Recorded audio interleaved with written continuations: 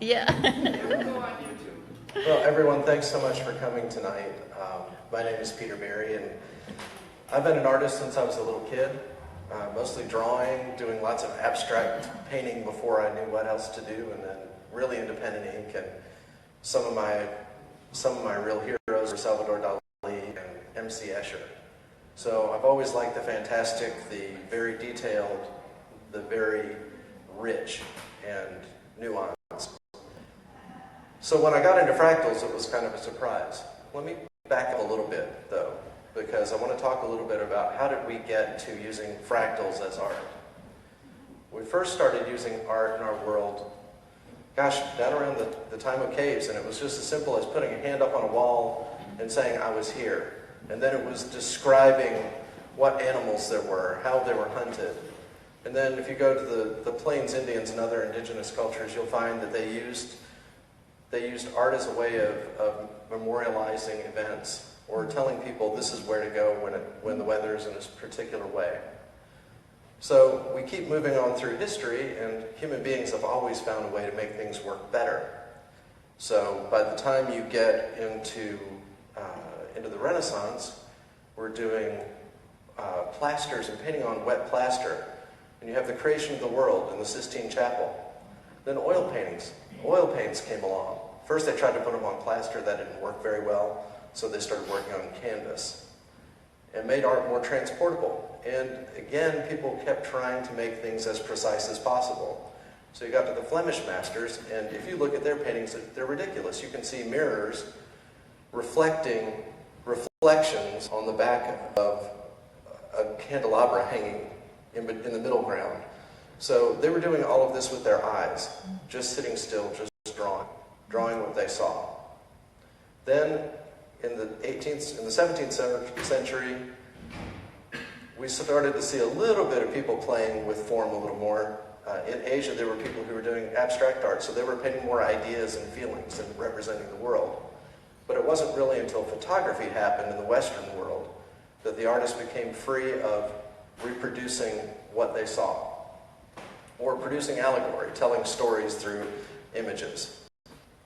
So photography opened us up in a different way, and artists started doing things like Impressionism and talking about how they saw light, not about what they were seeing, but how the light worked.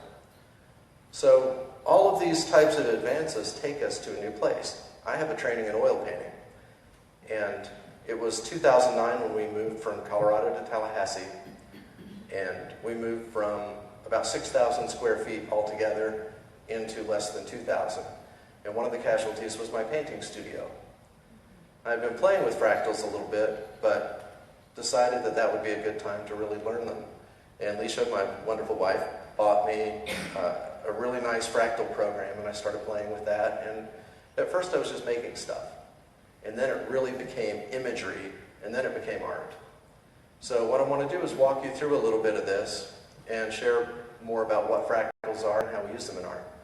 So for those of you who aren't familiar with what a fractal is, it is the math that describes the organic processes of the universe. So how a tree branches. I was trying to explain it to someone else today, and Leisha did it so elegantly. You get the tree trunk, and then it splits into branches, and those branches split, and those branches split, and those branches split, and then you have the leaves. And there's all this self-similarity, and it's fractionalized, means it keeps splitting up and getting smaller. What's interesting about fractal math is they are infinite, meaning when you start playing inside of a fractal, when you start moving inside of it, there is no end to it. You just run into the limits of the computer's ability to resolve it, that's all. So what I want to do is show you a few fractal images. You've seen some downstairs. I want to show you a few different ones. And then we're going to actually go into a fractal, and I'll show you how you can actually move through one. I've been doing this in the school system this week. It's been great. Kids have been having a blast with it. So any questions about fractals before I get started? A million questions. You have to have a fractal program. What's that? You have to have a fractal program. You do. And I actually used a freeware fractal program. First, I'm going to show you some that were made with not a freeware fractal program. And you'll recognize this. This is the basis of one of Leisha's works downstairs. call it Bridge to the Void. And it's actually one of the first pictures that I use space imagery as well as the fractal and merge them. Another fractal, similar design. This is more constructed and playing with the idea of shapes and reflections. And what I love is the amount of detail that's available. And this is a very small render. This is not as big as I normally do. But it still gives you the idea of the kind of scales that are possible.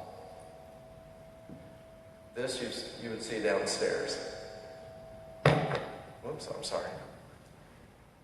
This is something you painted? No, this is all designed by Fractal Math. So the Fractal Math creates the structure. And then I come in and create the point of view, the lighting, the depth of field, reflections, colorations, all of it. All on the computer? All on the computer. So something a little more complex would be this.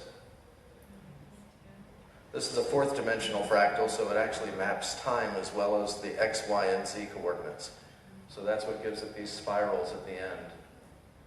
And this is printed downstairs. It's stunning on metal. Can you zoom into the fringe, honey?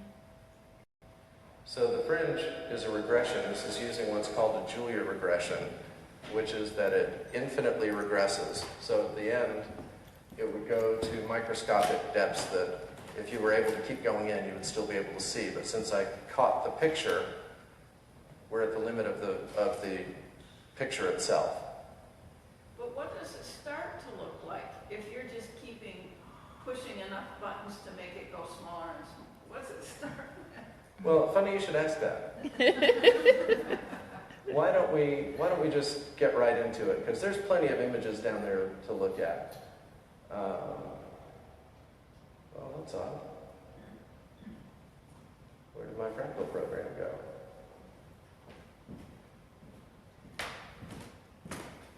Huh.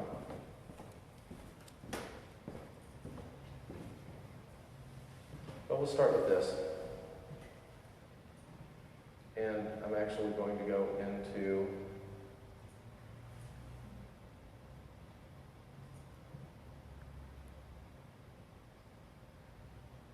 that is very strange. Sorry, I've had a couple of challenges with computers today. I don't know why they've been doing this, but they do every once in a while. So can you tell us what we're looking at? Right now we're getting ready to look at a basic Mandelbrot equation, which is the 3D Mandelbrot set. And the Mandelbrot set was first initialized by a guy named Benoit Mandelbrot when he was measuring the coastline of England. He was using different size rulers and realized that relationship created something that had a symmetrical and repeating image. So that's where the first Mandelbrot equation came from. So let's go ahead and navigate through this, and let's just explore this fractal. So we start with a three-dimensional image. And now we can just scroll into it and start to explore it. Where did that original image come from? From this, Is it a photograph? no, it's a calculated three-dimensional graph. Okay, it's made by the computer. Right. Right. So when I choose this formula, and there's a ton of formulas here, let me go to one that's a little more fun. We'll go to the Abach sphere offset. This is what I was doing with the kids. When we calculate this,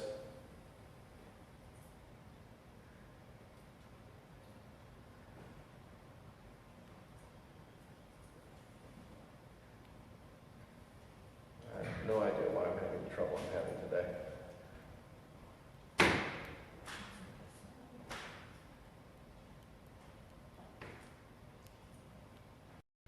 Huh.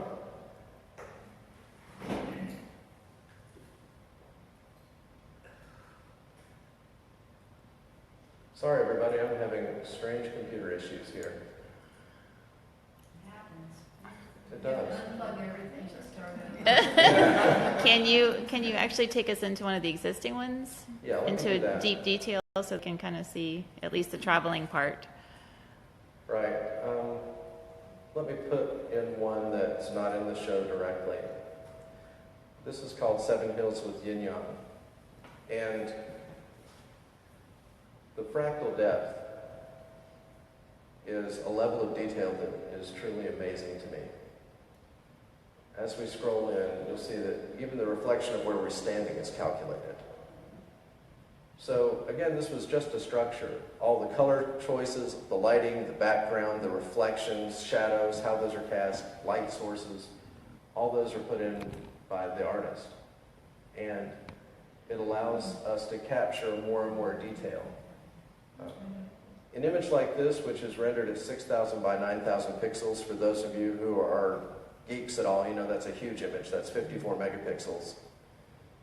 Takes about a day and a half just to get the structure, and then another day to get the lighting and the reflectivity down. Just because it takes so much energy for the computer to crush it and to calculate it.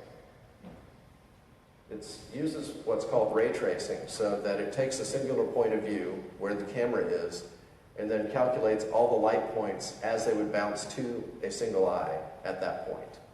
So that's what takes all the time. That's what gives it such a realistic look. So a different equation that has more of a structural look allows you to go deep in as well. Now That's not like two different images on top of each other? No, this is one structure. This creates a true three-dimensional field. So if you had a 3D printer that was capable of the resolution, you could actually print these as three-dimensional objects. It's like a world. You know, it's like creating this entire landscape and world that you can actually travel through and around inside. But it's only existing on the computer. Right, so it's a little bit like playing with infinity or noodling around in the mind of God. And I know that sounds a little crazy, but that's what it feels like. There's this infinite possibilities for creation. So I've shown you some very structural types of fractals. There are also different kinds, such as this. Very organic feeling. And again, the depth is amazing. And for every fractal that shows up here, I've probably done 50 that don't even make it, don't even stand the computer. It takes a tremendous amount of time to get something that resolves, that gets the kind of detail that I'm interested in, and then to find a point of view. But to give you an idea of scale, this might be looking at part of a canyon wall on the Grand Canyon. The entire structure of this is as large as the Grand Canyon. So this is just a small piece of it. Besides the color, do you do the depth, like where you have indentations there and stuff? You do that too, part two? Well, by using light, yes. Because without shadows, it can look very flat. So by changing the light structures, the ambient shadows create more depth. But again, you're lighting a three-dimensional structure when doing this. So it's a totally different experience than one might think. Peter, we have a question from someone in Chicago asking if you can go into the cave. What Into looks where? like the cave. I guess if those would be caves on the canyon wall. Can you zoom in? Right. So that's right into the heart of the fractal. Now, if we were in the fractal generator, we could fly down inside of that cave. But since we're in a picture that I took, basically this is like a snapshot of a section of a fractal. So I'm setting up the three-dimensional space and then taking photographs of the parts that interest me. So that's like why the one that had the construction, more constructed. Yes. That's a different type of form, and this is more like an organic form? Right. You can have all sorts of different kinds of forms. Organic, inorganic, three-dimensional, fourth-dimensional. It's crazy what can be produced out of this. Can you start with a real image and do this to it? No, this is not a fractalizer, something that manipulates an existing image. This is creating an image from scratch. And it is starting with the actual map. Let me go back into this one. There are softwares that do that, but I think they're more gimmicky than anything else. I haven't seen anything that really is exciting to me. So let's go into this one just for a minute, just so we can at least explore it. I'll change the light so we can see it better. So by zooming in, of course this will be the day that my computer decides to run at 5 miles an hour instead of 50. We can look around and change the point of view so you can see that it is a three-dimensional space. There's the horizon there. By zooming out,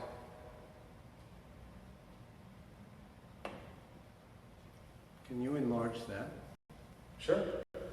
I can enlarge any part that I want to by zooming into it. So I think, could you make it so it's big on the screen?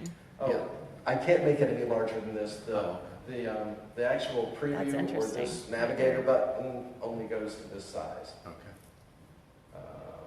Yeah, I can't stretch the screen either. Yeah.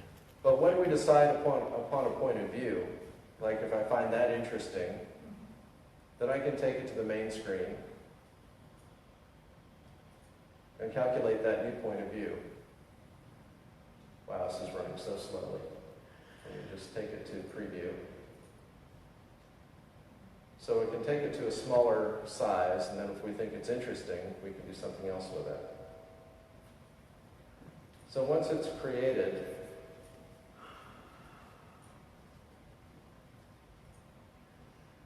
I can go into the lighting and change lighting. Now there are presets, which I don't use very often, but they change the way the light works. Right.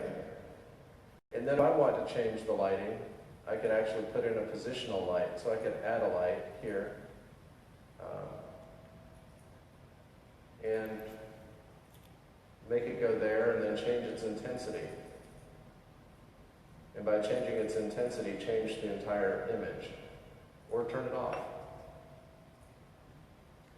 Change the colors. So by changing colors, we change the way it works. And then once I have something that's interesting, then I'll move it up to the next layer of resolution and really start manipulating the image.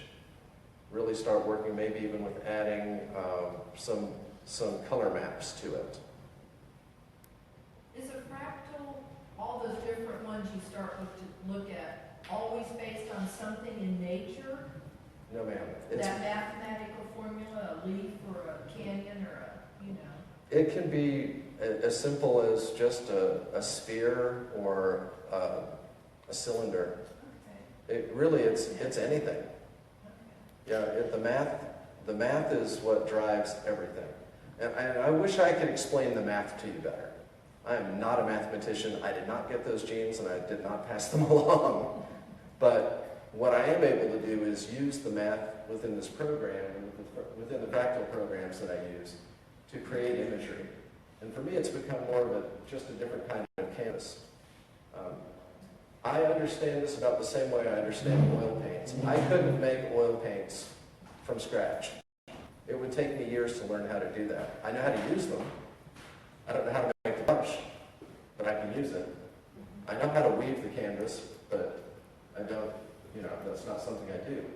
So to me, this is just a different kind of medium to use. And one that I somewhat accidentally fell into, but really enjoy using. So, with things running this slowly, I really apologize. I don't know what is going on with this computer today. It Any might, other questions?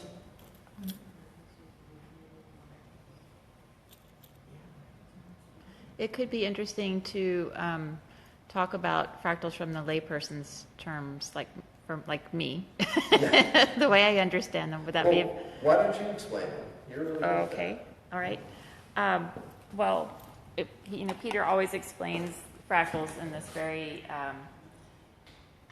mathematical way, which, I don't have an issue with, but I understand them differently from a more nature-based perspective. And so using the tree metaphor, this infinitely repeating. It's something that begins and then it branches and branches and branches. That really helped me a lot. And broccoli, like looking at the way broccoli kind of branches and branches and becomes more broccoli and little into little tiny pieces. Human beings are fractals. We make more human beings and we make more human beings, and it keeps on and on and on. And so presumably in this world of the computer, it's infinite. It can just keep going. Where a tree stops eventually, or a piece of broccoli will stop eventually, this keeps going and going and going and going. And so there's this freedom to play with that. I think that's what he's saying about with the infinity aspect of it, to just keep kind of exploring it until he finds something visually that's interesting to the artist, and then that he captures that and then plays with color, light, reflection, and that's how it becomes an art form. Right. Would you say that that's right? Yes, and there are a lot of people doing this. In fact, one of the guys that I have done some, we call it ponging, where you send some parameters to somebody else and they tweak it and they send them back and you play with them back and forth.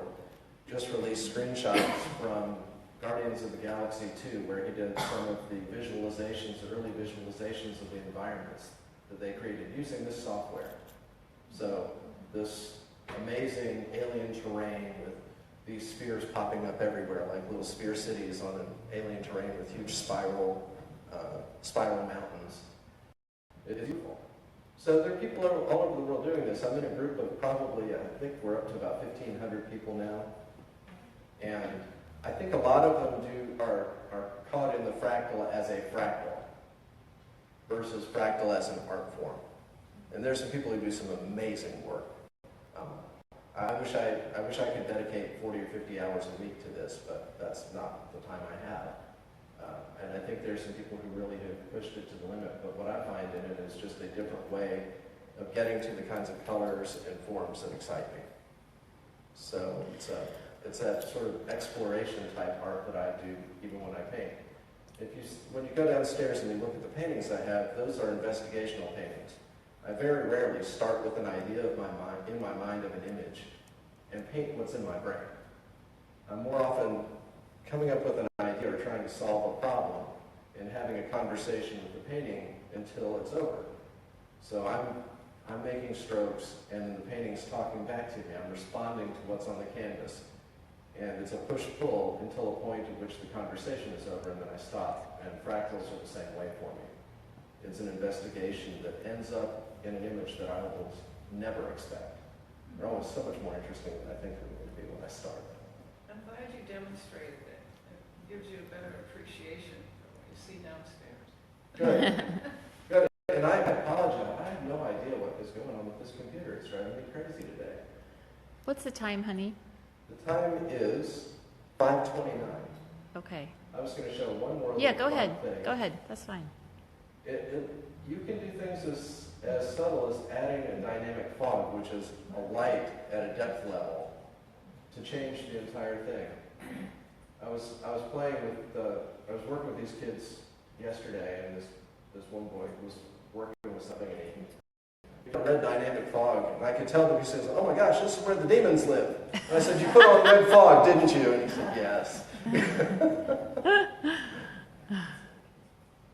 But the way that colors change is really amazing. By changing the color choices, everything gets different. I mean, you can rapidly move through a lot of different ideas.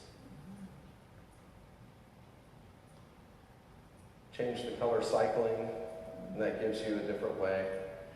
So there are multiple ways of interpreting the data, because it is really data mapped in 3 dimensions, until you end up with the image that you want.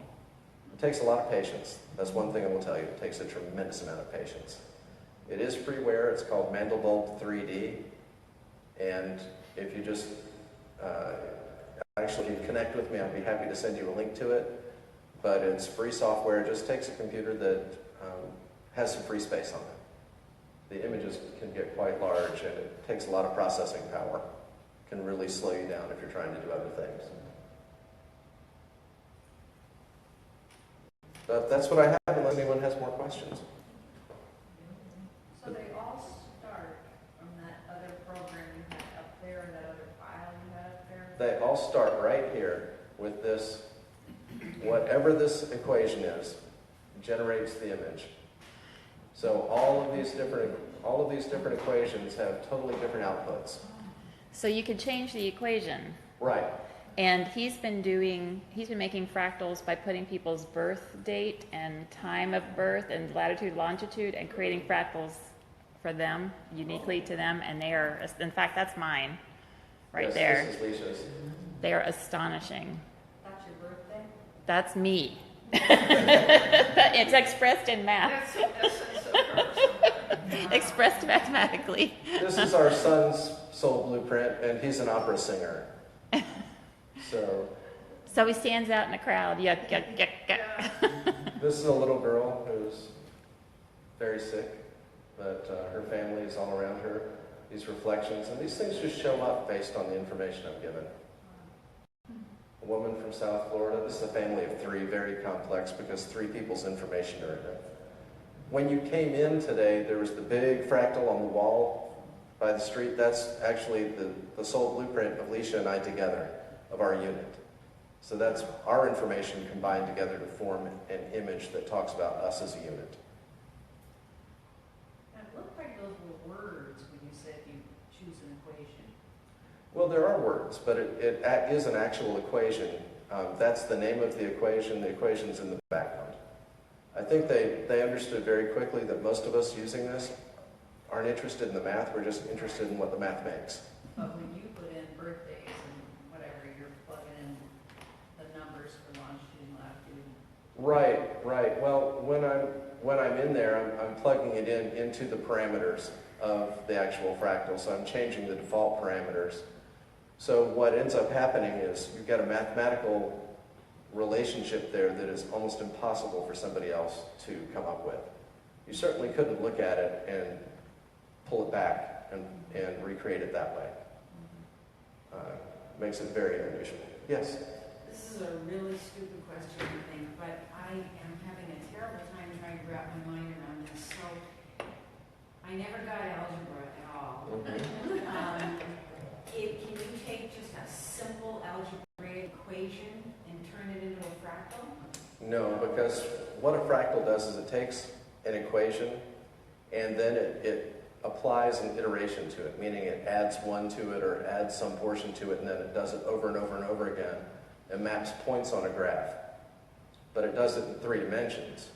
Or in case of a 4th dimensional fractal, it uses time too, so you get a time shift. And I know that it happens. I can't explain to you how it does it. That's pretty radical. Yeah. That bends my brain, yeah. Don't worry, I'm totally lost half the time with this. It's just like I said, I don't know how oil paints are made, but I know how they go on a canvas. And I can use them to create imagery. And this is the same thing. It was really fun watching the kids because they have no fear. And I told them the same thing that I tell everybody who uses this. You can't make a mistake. There are no mistakes. It's just, it's either interesting to you or not. And these kids were just flying through it. There was one young man who actually found out I was doing it at the high school, and he's a junior. He found a way into the class. The teacher said, "How did he get here?" I said, "I don't know. He just slipped in while you were out." And he was doing this amazing 4th dimensional fractal. And he stopped and said, I teach kids how to code, and this was amazing. I can't wait to get this and download it at home because I think I can link it to my code software. Good for you, buddy. But even the 3rd graders were doing it for me. So, very fun. Can I get you to film me ever? So, thank you. But with the screen too, is there a way to think, just hold that for me? Yeah? Okay, you don't need to move anything. Don't do anything. It's a little bit like trying to explain the unknowable to people. Yeah. So I'm going to turn the presentation over to Leisha now, and she's going to talk with you about.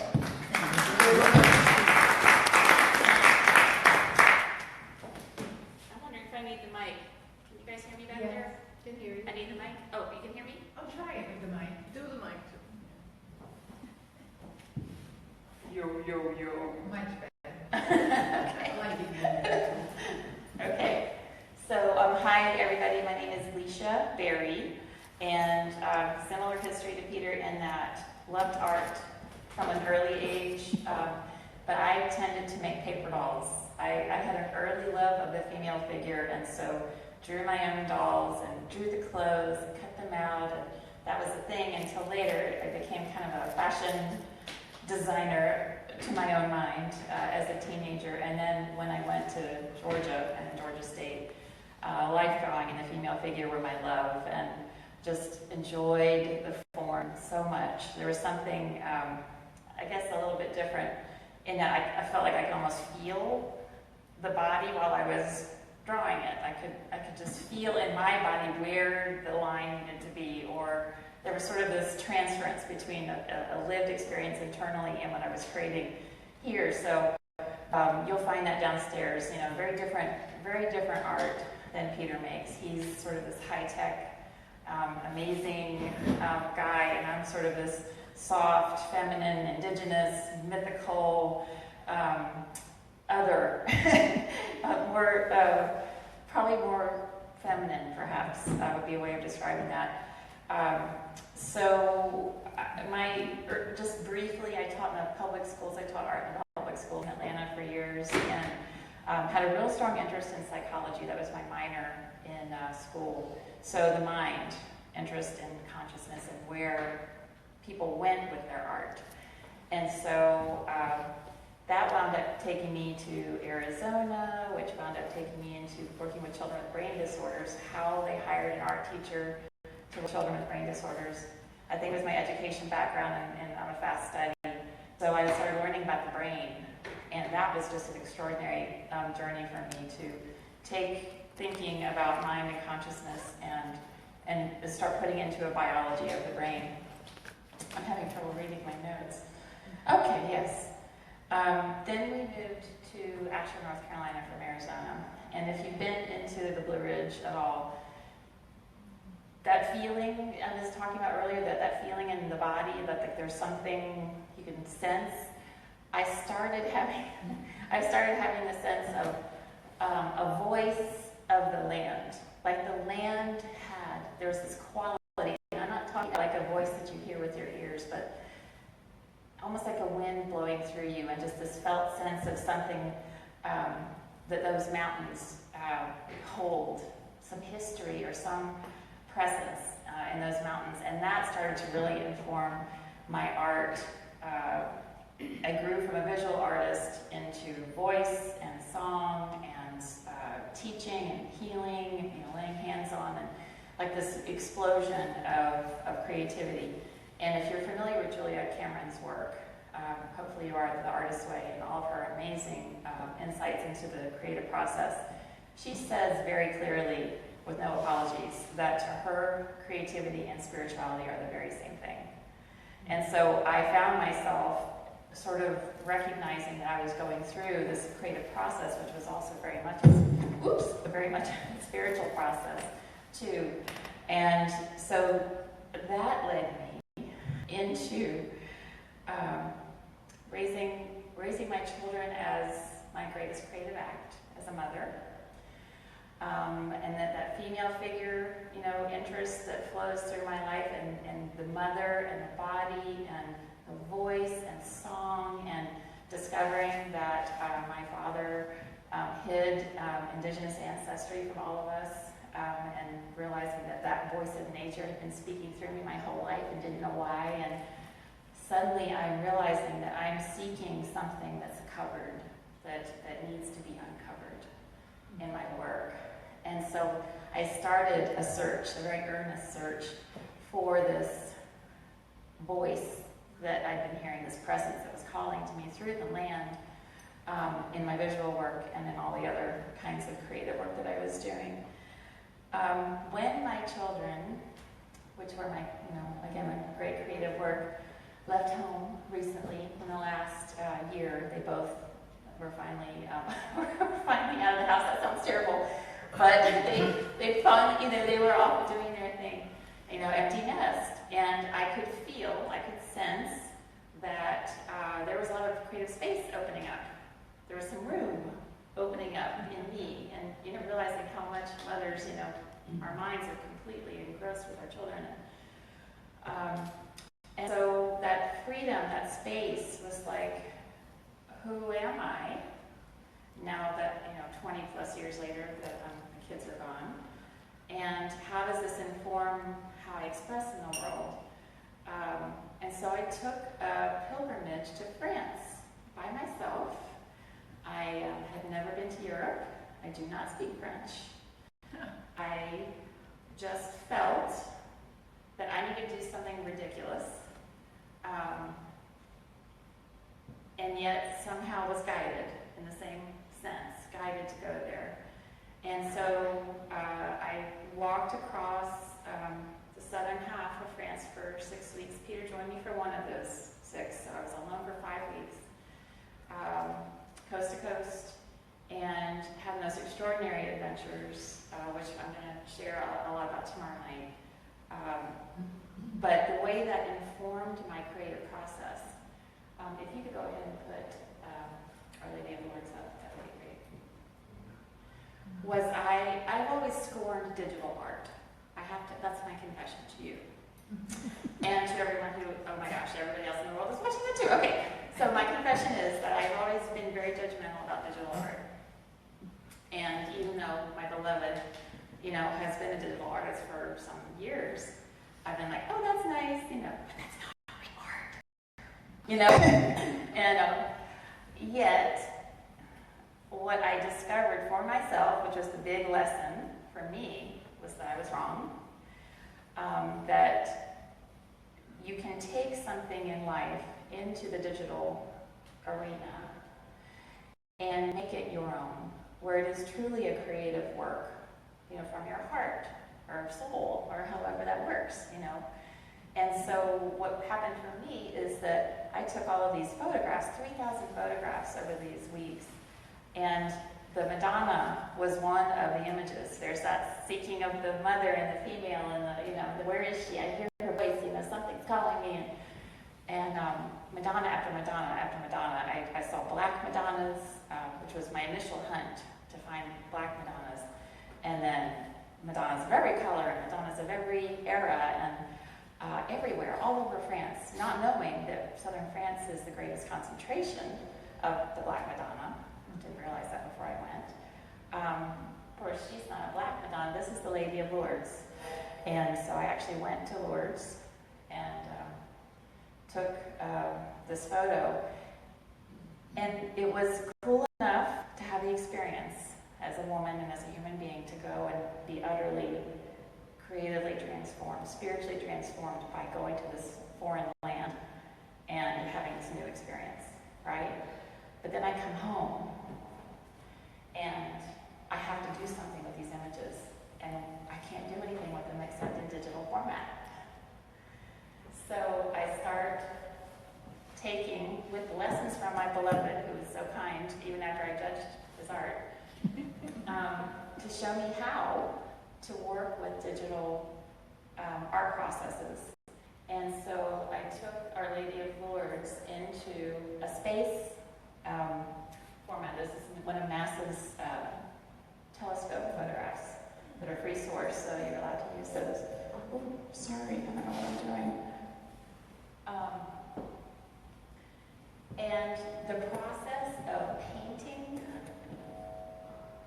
her into that space environment satisfied my soul. I felt it in my body. Yes. I needed to put her in space like she was a cosmic mother. And somehow that was putting together all these disparate parts of myself and all these years of exploring different, art processes and all these kind of voices and presences in my art, was bringing, this concrete thing that I had stood in front of and photographed and putting her into this cosmic environment. Let's do the Sargash Madonna. So this is a Madonna in a little village in southwest France called Sargash that know about, it's at the corner of two dirt roads. The only way I knew about it was because I was invited by a couple members, crazy, of the royal family in Britain and France, who were married, who lived at the corner where she stands, to come and stay at their house for 10 days, 12 days, which was a complete weird synchronicity, and I'll talk about that tomorrow.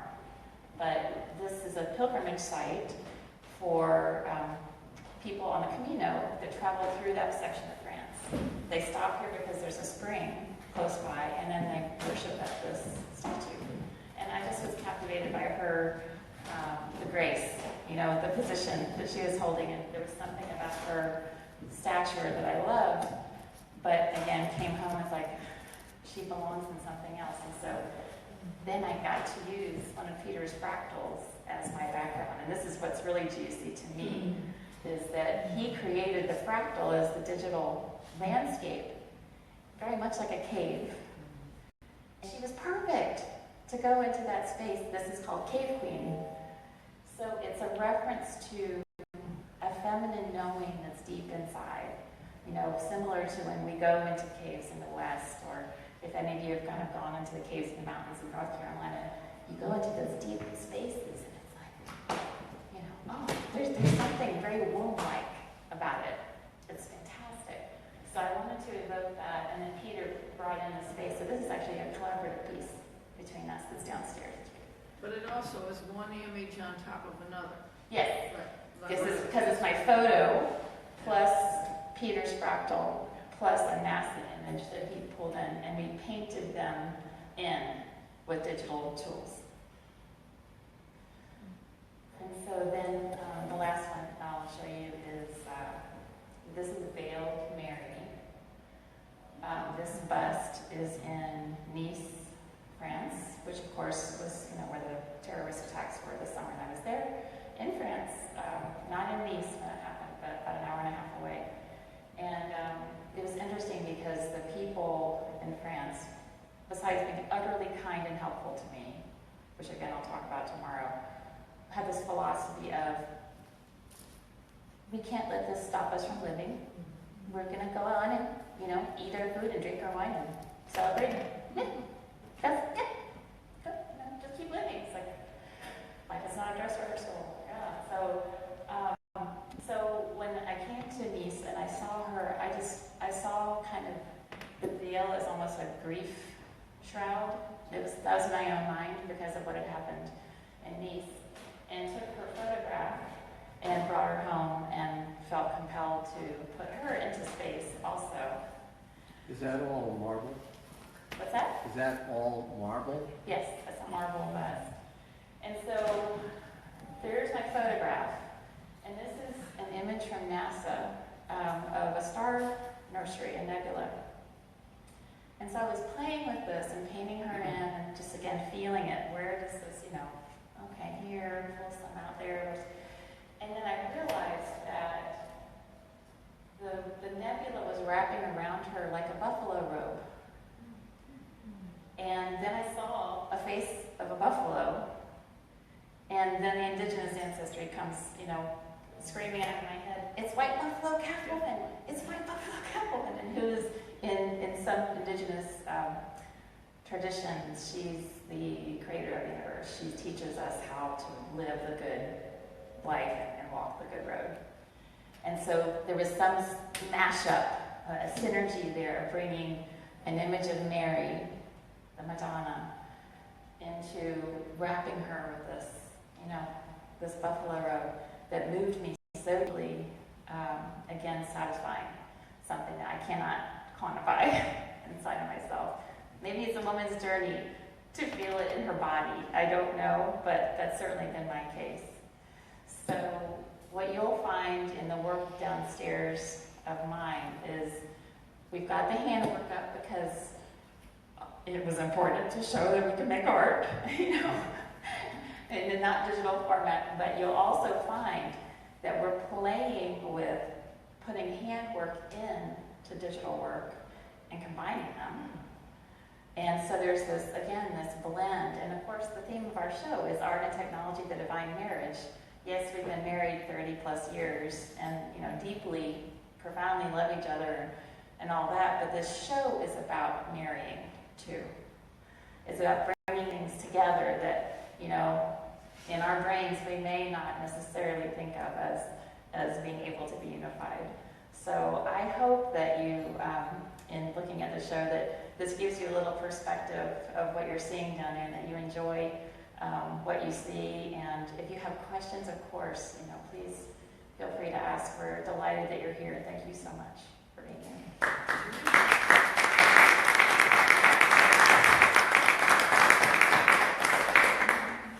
Any questions? Like, this is the same buffalo, or? Yes, it this is similar? taken a whole nother level back into Yeah, handwork. like this one. But buffalo calf woman, the reason that was sacred was buffalo was white, Right. the white calf. Could you change that to white if you wanted to? Yes, I could. I could go in You and could. paint on it. Okay, I didn't know. I could, but she's white Right, I know. and the buffalo's brown. So I you didn't know, see that I switch? know, but to be circular with it, you could, Yes. you know, I Yes. don't know. Yeah, what it and then I looked took like. her a step further because I'm, you know, Right. living in Arizona. We were completely, you know, fell in love with the Latino culture there, and the Dia de los Muertos holiday, honoring the ancestors, you know, which is why this is here to remind me to say, remember to honor the ancestors. Is, you know, another thing that really appeals to me, especially given that, you know, that sense of voice and connection to land and something bigger than ourselves. So I hand drew that onto the digital image, printed it, and then and hand drew it onto that image. So it's like, it was photography, then it was digital, and now it's a hand piece. So journey. Seamless interaction. I think that's really where our art is headed, is working together to create that divine marriage. My sort of more masculine and linear approach, and Alicia's more feminine and body-based, you know, holistic approach. And when they work together, it really creates something I think exciting. And, you know, for those of you who are interested, I see a lot of women here, which is awesome, and I see some men here too, and that's awesome also. But I talk about my process in this book, which is available downstairs. I wrote this last year. It's called I'm Her Daughter, The Healing Path to Woman's Power. And it is about honoring that, you know, sense inside of us, that voice inside of us, and things that take us, you know, into our creative expression. And be happy to autograph it for you if you buy a copy. It did go bestseller in May of 2016. So I think that's everything, unless there's another question. Just talk briefly about what you're doing for the next couple of days. Okay, let's see, tomorrow we are giving a talk on, it's called The World is Your Oyster. It's about our travels and using travel as an inspiration to make art through photography and other means. And that is at 4 o'clock? Yep. Okay. And then I think there's a wine reception following that at 5 for books and looking at the art. Here. Yes, we're here. And then on Sunday, we have a lunch and learn. No, that's tomorrow. That's tomorrow's. I mean, Monday, we have a lunch and learn at 12 12 to 1:30. to 1:30. And I'm giving a talk about whole brain, so here's where the brain and mind stuff wrap in. Right and left brain union and the evolution of image and language. And where is that? Here. All the rest of the events, all the events will be here. Right. So we invite you to join us. In the middle of that, I'll be taking a bunch of kids through the show. So Yeah. school's coming at the same time. So So please feel free to join us. We'd love to have you and bring your questions and, you know, poke at us a little bit. We love the interaction. So. yeah, Thank you. more questions, the better. Yes. Okay. Well, enjoy the show, and I think there's some lovely food downstairs and wine. So please enjoy yourself. Thank you. Great. Thank you very much. Thank you.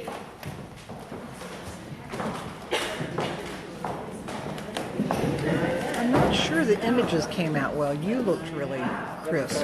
Okay. But the screen not so much. Yeah, I think it might be the lighting. Okay. And I don't know how to do anything, so I figured since you were crisp, what's your name? I was Chris. Okay. You were Good. crisp, yeah. I know. Okay. Faces and names Hey. come up on the Thank you for doing that. Just making sure that was all working. I'm fine, thank you. Hi. Hi, I just wanted to say how impressed I am your ability to language your process. That is remarkable. Thank you. Yeah, and I look really forward to appreciate you hearing saying more. that. Thank you. Well, that's why the books, you know, I'm able to write. So expressing it visually is my kind of my next frontier, I think. Because I'm getting closer, but I'm not nailing it yet. But it's, you know, Well, evolution. I have no doubt that you will. Thank you. Thank you so much. That's so kind. Well, let's go talk. Yeah. Hey. Hey there. Remember Sonia? who's sitting there. Oh my gosh. Sonia, it's Sonia Fowler, right? Yes. Hello. Oh my gosh.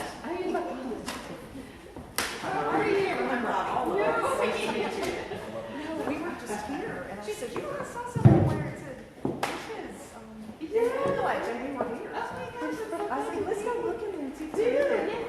Come on down, you walked in the right time. We've got this tremendous show up downstairs. Yeah. Yeah, Mr. Technology. You need to give his mic back, honey. Okay. So let me turn this. So you had some viewers? Yes, we did. We had Chicago in the house. We had Fort Lauderdale in the house. I can't see who all was here actually just yet. Well, I'll just say bye for now. Thanks, everybody. We'll bring you downstairs for the opening. Talk to you later. Bye.